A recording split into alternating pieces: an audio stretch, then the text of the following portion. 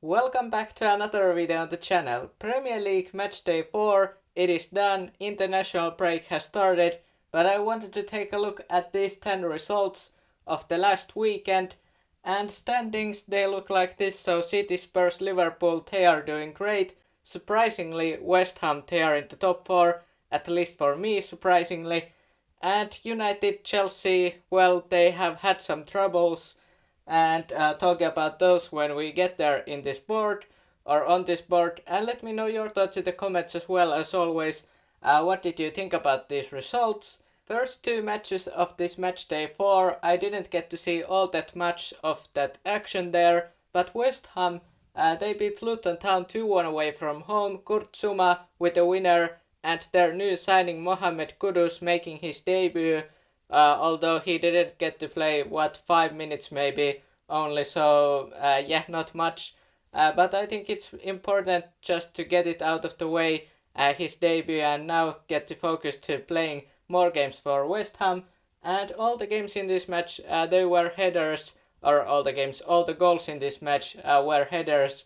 And overall, West Ham, maybe a bit shockingly you could say, or a bit of a shock for me, that they are in the top 4 if you consider where they finished in the standings last season. Luton Town, not great. It's not looking great for them right now. They are 19th in the standings, and looking like they are going to go back to Championship. Although they have played one game less, that's worth to mention at this point. Everton and Sheffield United, talking about Luton Town going back to Championship. These two teams, I think, are certain candidates to go to Championship as well. Everton, well, at least they got a couple goals, so that's something. Doucouré and Danjuma to open the goal scoring for Everton this season in their 4th match. So goal scoring struggles. Last season they had trouble to score goals. This season it seems like it happens again. And Archer, first game for Sheffield United, they got him from Aston Villa and he scored, so maybe there's some hope for Sheffield United, and maybe Archer could be a star player for them in this season. Manchester City, they beat Fulham 5-1, and this is interesting because City, they had 5 shots on goal, and you could say not the best performance from them, even though it's worth mentioning, as I said, 5 shots on goal, 5 goals, so they were very efficient. And Erling Haaland, who else, scoring 3 goals, and this time didn't even miss the penalty, so just hammered it in. Got an assist to Alvarez goal as well. And that Ake goal that just came in the first half, or late in the first half, 5th minute of added time. I understand that why Marco Silva, the Fulham coach, would be angry about that. I thought Akanji probably in an offside position. Maybe the goal, it should have been cancelled due to offside, but it didn't happen. And I think City, they would have won it either way. But 5-1, maybe it flatters their performance a little bit. Either way, they were very efficient. And then talking about team that is not efficient right now, at least, well, they had one good match that they scored 3 goals, but is this back to normal? Hopefully, at least Chelsea fans hope that it's not back to normal, that they score no goals in this match. Only goal for Anthony Elanga, first goal for him in N.Forest colours. And I think Chelsea may be a bit unlucky not to score any goals, or maybe even win this match. They had chances, they had possession. Nicholas Jackson, for example, I don't know how he didn't score that one chance that he had nearly open net.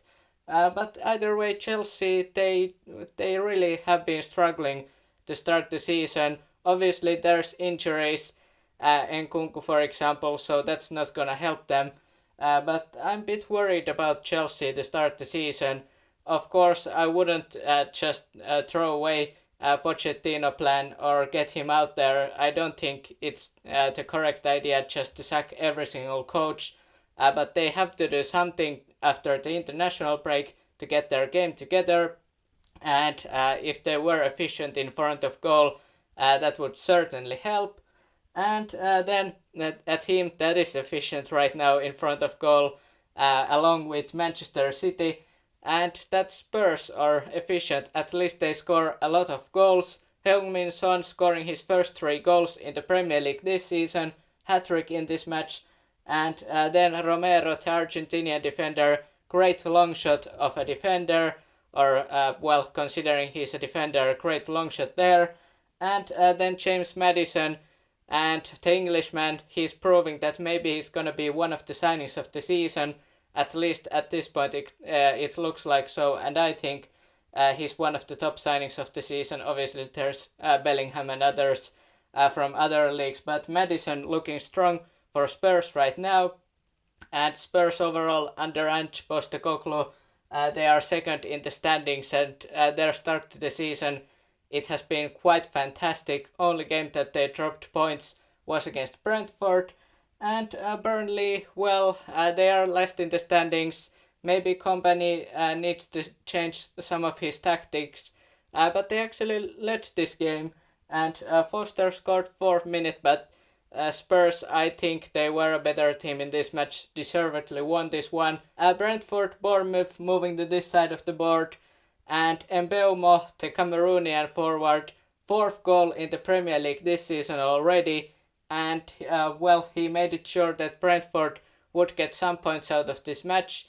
And I don't really know what to think about Brentford so far this season, because they have 6 points, but they have only won 1 match, so maybe there could have been more points that they could have got, although they left it late. They could have, it's possible, or it was possible that they could have got no points at all in this match, but Mbeumo, the hero for them. Solanke, Brooks scoring for Bournemouth, and that wasn't enough for them, and they are 16th in the standings with 2 points, so it's not going great for them so far. But for me, Bournemouth, at least they don't look like a team that would get relegated right now, so that's positive for them.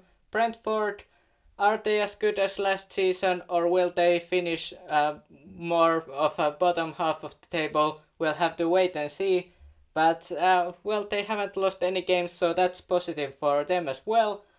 Then, talking about positives, Brighton, they have really been one of the bright spots of this Premier League season.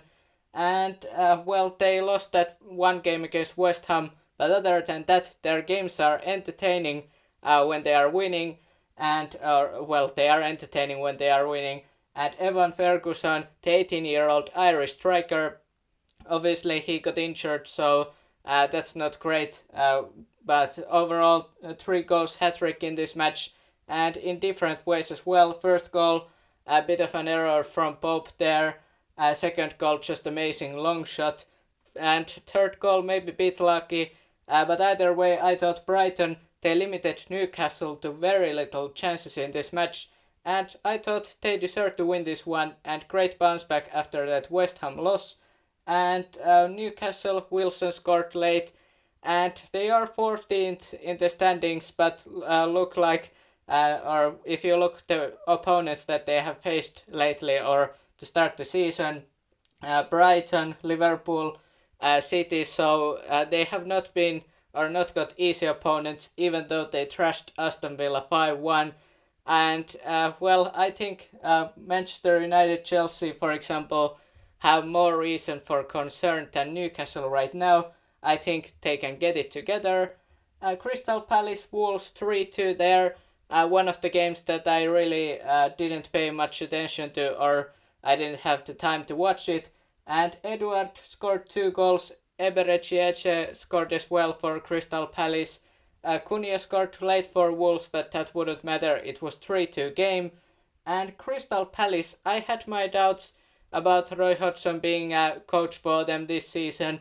But their start to the season, it has been good. And the game against Arsenal, for example, I thought they maybe could have deserved at least 1 point out of that match. So it tells me that Crystal Palace, at the start of the season, it has been encouraging for them.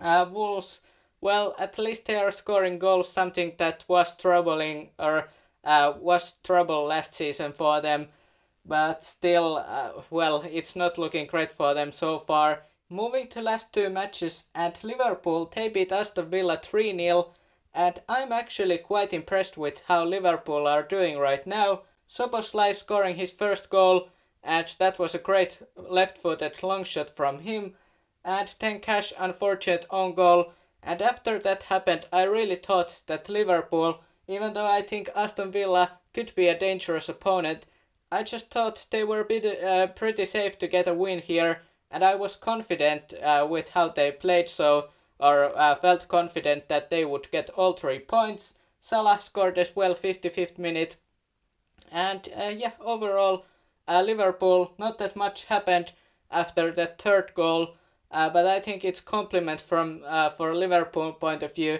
because Aston Villa really couldn't get anything going. So overall, Liverpool in this match, they just were great, and they have not won all the matches like Manchester City have so far. But overall, I think their start to the season, it has been one of the strongest in the Premier League. And also interesting, Darwin Núñez got to start his first game in the Premier League this season. Didn't score, but was big part of that Matty Cash own goal, as well as assisted that Salah goal. And I thought Núñez played well. Unfortunately for him, was there like 2 or 3 posts, so he could have scored maybe 2-3 goals in this match. So Liverpool fans hoping probably that it's not going to be like last season that he should score more. But I think Núñez, he deserves to start. Still, he has been great in at least the last match against Newcastle and this match against Aston Villa. And Aston Villa, maybe cause of concern, now losing to likes of Newcastle and Liverpool, not easy opponents by any means. But still, it's not like they lost by 1 goal, they lost this by 3, and I didn't really think at any point of this match that they would win this one, so maybe something to think for Unai Emery there. And then finally moving to the last match, Arsenal, they beat Manchester United 3-1, and this was entertaining match and interesting. That Manchester United actually the first team to score. Marcus Rashford 27th minute, and no chance there really for Ramsdale. But then not really sure what happened, but less than 2 minutes after, maybe United lost some focus there or something, but Ødegaard, and it was great passing play overall in that penalty box, and Ødegaard just great finish, and all of a sudden it was 1-1. And I thought it was interesting because before that goal, not a lot happened in the first half, and after that goal, not many great chances either. So, those 2 goals happened and not that much else in the first half, at least chance-wise. And then second half, the controversy started, or at least Ten Hag has not been happy. So, was it offside, that Garnacho goal late before 90 minutes? I thought, yeah, probably, but still, it was close between Gabriel and Garnacho. Was Garnacho onside or offside? Either way, it ended up being an offside call, so United, they could have won it there.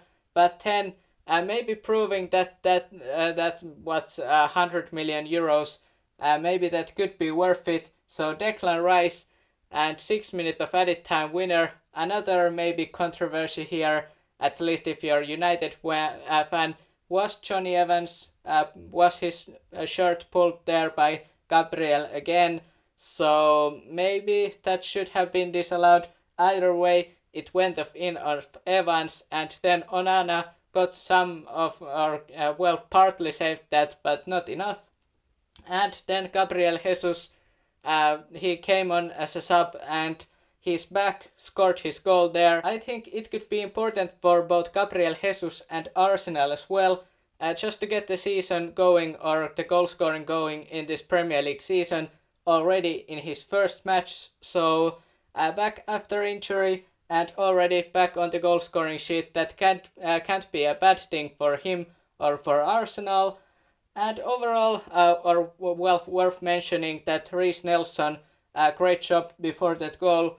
to get the ball back to Arsenal and then launching the counter-attack. And overall, Arsenal, they got all 3 points and they have 10 points this season, but they are leaving it quite late to get all 3 points in the matches. So, yeah, I'm not sure how to feel about them right now because they are getting the results, but only just. So, yeah, interesting to follow after the international break. Are they gonna lose some points? Or maybe they are gonna get better and win the games by maybe 2-3 goals. And for United, yeah, cause of concern certainly. Likewise with Chelsea, and obviously, well, Arsenal, for example, not an easy opponent.